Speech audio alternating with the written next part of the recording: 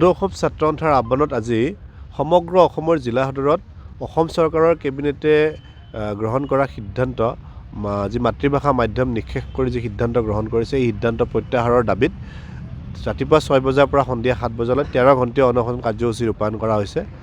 আৰু গুৱাহাটীতো সদৌ কামৰূপ মহানগৰ জিলা ছাত্ৰ সন্থাৰ উদ্যোগত এই ঐতিহাসিক গুৱাহাটীৰ দীঘলী পুখুৰী পাৰত ৰাতিপুৱা 6 বজাৰ পৰা 7 বজালৈ অসম চৰকাৰৰ কেবিনেটে গ্ৰহণ কৰা মাতৃভাষা মাধ্যম বিৰোধী জাতিধ্বংসী সিদ্ধান্ত প্ৰত্যাহাৰ কৰাৰ দাবীত আৰু প্ৰতিবাদত এই কাৰ্যসূচী ৰূপায়ণ কৰা হৈছে। আৰু এই অনশন কাৰ্যসূচীৰ পৰাই অসম চৰকাৰৰ মুখ্যমন্ত্ৰী আৰু শিক্ষামন্ত্ৰীলৈ স্পষ্ট সকিয়নি যে অসম চৰকাৰৰ কেবিনেটে মাতৃভাষা মাধ্যম সন্দৰ্ভত যি সিদ্ধান্ত গ্ৰহণ কৰিছে এই সিদ্ধান্ত অবিজ্ঞানসন্মত সিদ্ধান্ত, জাতিধ্বংসী সিদ্ধান্ত। এই সিদ্ধান্ত প্ৰত্যাহাৰ কৰিব লাগিব। 6ষ্ঠমান শ্ৰেণীৰ পৰাই গণিত বিজ্ঞান বিষয়টো ইংৰাজী বিষয়ত পঢ়োৱাৰ কথা দোহাই দি তেখেতসকলে যি পাঠ্যপুথি প্ৰস্তুত কৰি স্কুলে বিদ্যালয়ে বিতৰণ কৰিলে, আকৌ পৰীক্ষা পতাৰ ব্যৱস্থা গ্ৰহণ কৰিছে, পাঠদান কৰালে, এই ব্যৱস্থাটোৱে অসমৰ লাখ লাখ ছাত্ৰ ছাত্ৰীৰ শৈক্ষিক ভৱিষ্যতৰ কাৰণে অন্ধকাৰ নমাই আনিছে।